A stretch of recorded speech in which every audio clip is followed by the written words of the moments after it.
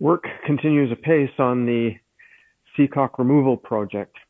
Last installment, I ran into a bit of an impasse with screws that won't come out because I can't get a grip on them from the outside, and the nuts on the inside are frozen in corrosion. So I spoke to a number of people, including some of you guys, and basically the suggestion was to drill them out and use a tool of some sort to turn them out. So I think it was Guitain suggested using a ball-nosed bit. I went to the tool store and they didn't have one the right size. But what I did come up with was a different solution. I have a carbide tip drill bit to drill them out, and then these guys. And apparently, I don't know, I'm not a machinist or metal worker. The way these guys work is you drill your hole into the screw, and then you take the appropriate sized wedge, hammer it in, put a wrench on the end of it, and torque it out. That's the theory. That's the plan. We're going to take a shot at it and see what happens. Come along. We have victory. The Seacock Removal project has come to a satisfactory end. We have prevailed. There will be rejoicing in Valhalla tonight. Oh yes, yes there will. All 7 Seacocks have been removed, but there has been a small price to pay in skinned knuckles, some rather coarse language, and tools being lost and or broken. And that's my next project, is to recover those tools and replace the ones that are broken and carry on from there. But all in all, it's good. So here they are, the motley crew. Corroded, nasty old Seacocks. That was the engine intake, and it's half closed. So I'm not sure if that's one of the reasons why they were having heating issues with the engine, because the Seacock wasn't fully open. And that was from the black water from the head and the cockpit drains, galley drain, head drain, or seawater intake for the head. So those are the old ones, and they're all going bye-bye. Sayonara. Go to the riddance. Yes, good to see you gone. So now onward and upward to recovering my tools. So what you're going to experience is searching the bilge with Biff. What I've done is I've activated the wireless feature on my GoPro and synced up my iPad. Ooh, kind of like Inception.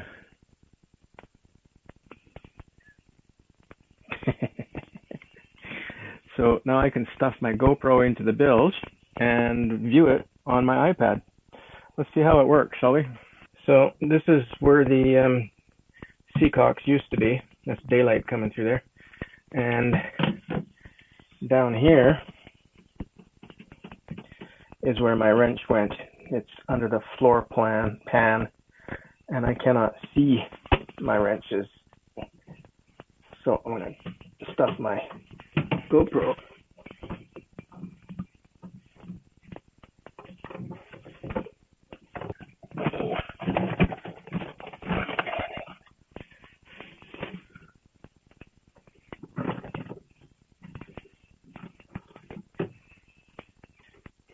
There's one. My ratchet and socket are still down there, but I can see them and they're closed.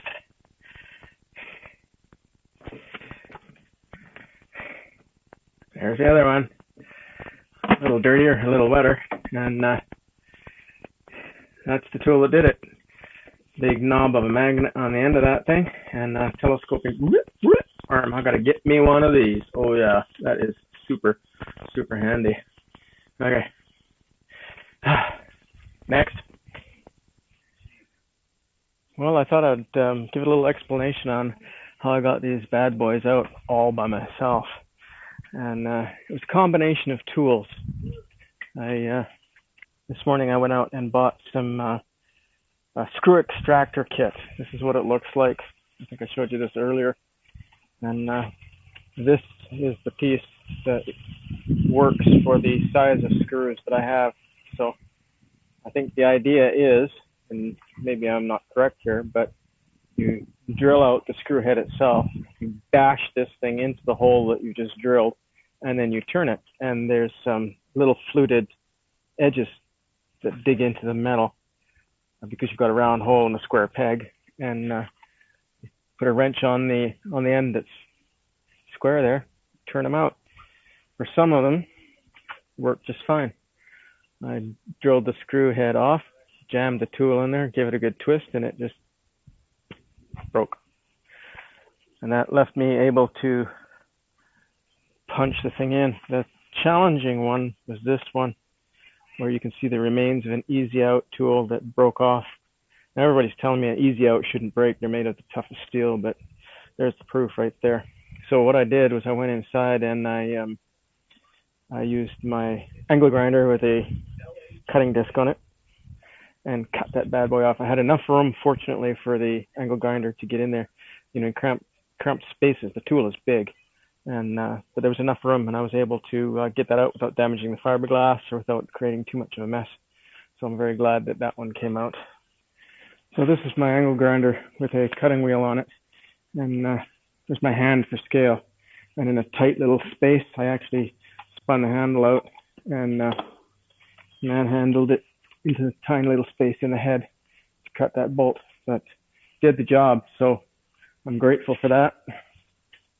The other one that I cut was this one, and this was inside the engine compartment. It was actually this one right here.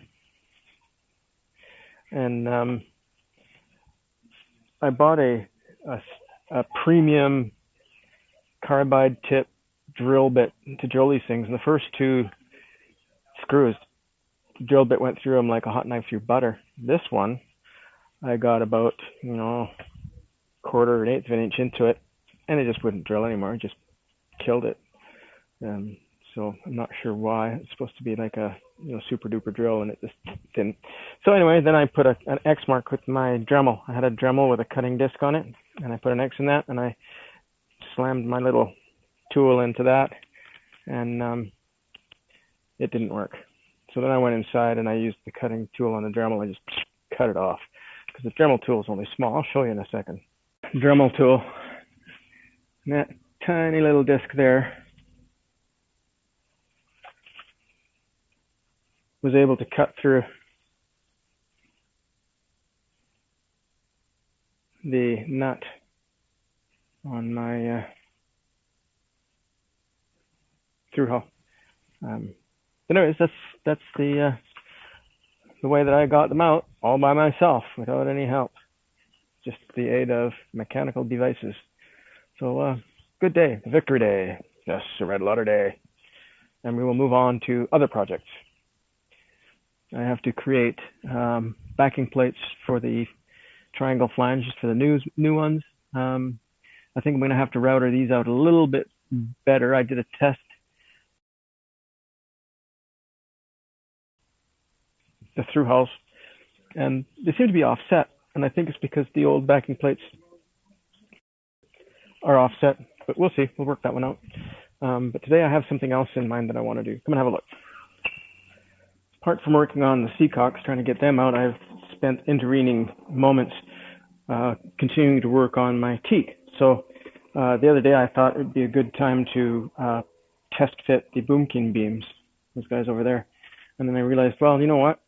The blocks that I need underneath them, I haven't manufactured. So I took my massive piece of teak that I bought and I made some blocks. Now, the reason why I had to make them is because the piece of teak that I had available to me was only 2 inches deep, and it needs to be 3. It's got to be 3 by 3 by 3. And so I used a table saw and the radial arm saw and cut them 3 by 3, and then created little extra pieces to attach on the bottom. I epoxied them, which is why they look like such a mess. And I will sand off the epoxy and then drill holes for them to fit underneath the bumpkin beams. So there's the other one. I can only do 3 at a time because I only have 3 clamps. So that's probably what I'm going to do right now, is I will mix up a little bit of epoxy, clamp up 3 more. This is what they look like before I epoxy them. You see there's a piece cut from the solid slab and then a little piece, and I will stick that on like so. Then I am going to treat the bottom of my bowsprit platform. The bowsprit platform has several historic splits in it that I fixed. You've seen me do that. And then it had one massive split from where the bowsprit came off the boat. I was doing that by myself, and as it went over, one of the bolts caught and split, and I fixed that. That's the piece where I inlaid fresh teak right there. But then I thought, in future, this board is not very thick. It's only 3/4 of an inch, like that, and I want to prevent it splitting. Right, it's going to take some stress. So this is the underside. Nobody's going to see the underside. It was painted white when I got to it, and the paint was peeling, and it looked kind of ugly, and no one could see it anyway. So there's my repair, the previous owner's repair, which is kind of buckshy. So what I'm going to do is, originally I was going to put stripes, fiberglass stripes where the screws go through. And then somebody suggested, why don't you just fiberglass the whole thing? And I thought, yeah, why don't I fiberglass the whole thing? It's a really good idea. So that's what I'm going to do. I'm going to lay some resin down on, put my fiberglass. I've got some fiberglass in my closet here. And we'll let that set up, trim the edges. We'll have a nice strengthened, unable to split bowsprit platform. Another really good thing. So that's what I'm going to work on now. I'm done with the seacocks for the day, and I'm back to working on wood. So I'll show you what I accomplished later. So we've had a fairly productive day. I've finished epoxying and clamping up my new spacer blocks for the bumpkin beams. I have glassed the bowsprit platforms, and I have removed all of the seacocks. So I would say that's pretty much a red letter day in terms of getting things done. And as always, fair winds, following seas, and God bless.